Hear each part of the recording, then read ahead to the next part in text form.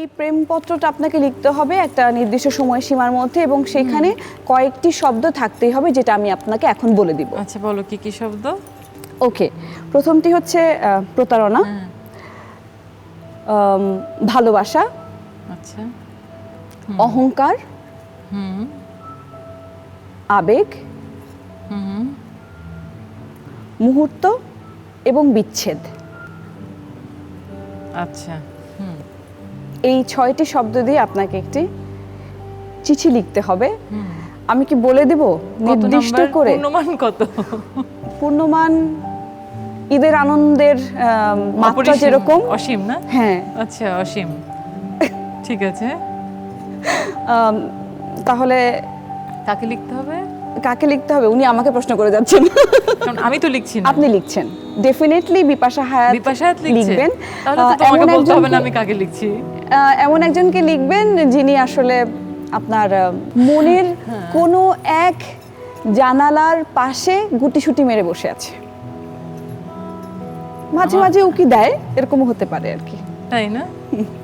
বিচ্ছিরি একটি প্রেমপত্র লেখা শুরু করছি আর কি। হ্যাঁ, ছোট ফটো করে হাসন দেখিয়া চানরূপ, ছোট ফটো করে হাসন দেখিয়া চানরূপ, হাসন জানের রূপ দেখি জন্মের গেল দুঃখ নিশা লাগিল রে, বাঁকা দু নয়নে নিশা লাগিল রে, নিশা লাগিল রে, বাঁকা দু নয়নে নিশা লাগিল রে, হাসন রাজা প্যারির প্রেমে মজিল রে, আরে হাসন রাজা প্যারির প্রেমে মজিল রে, নিশা লাগিল রে, বাঁকা দু নয়নে নিশা লাগিল রে, নিশা লাগিল রে, বাঁকা দু নয়নে নিশা লাগিল রে।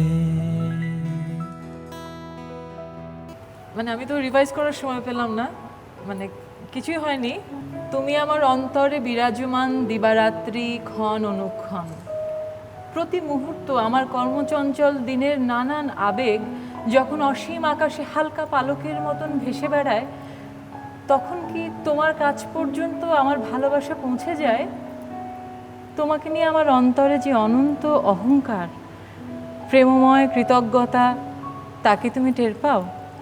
যে জীবন ফড়িংয়ের মানুষের সাথে তার হয় না কো দেখা, জীবনানন্দের হয়তো দেখা হয়নি ফড়িংয়ের জীবন, কিন্তু তুমি আমাকে দেখিয়েছো শত সহস্র জীবন। শুধু এইটুকু আমার প্রার্থনা, কখনো যেন তোমার সাথে প্রতারণা না করি, কখনো যেন তোমার সাথে বিচ্ছেদ না হয়। তুমি আছো আমার অন্তরে বিপুল আলোক জ্যোতিকা হয়ে, তুমি আমার সকল আনন্দের অহংকার, তুমি যে আমার সৃষ্টিকর্তা। তুমি কি কখনো সত্যি দেখা দেবে আমাকে? বাহ, সেরা চিঠি, আমার তরফ থেকে সেরা চিঠি কিন্তু so far. I have lost my words. আল্লাহ হাফেজ।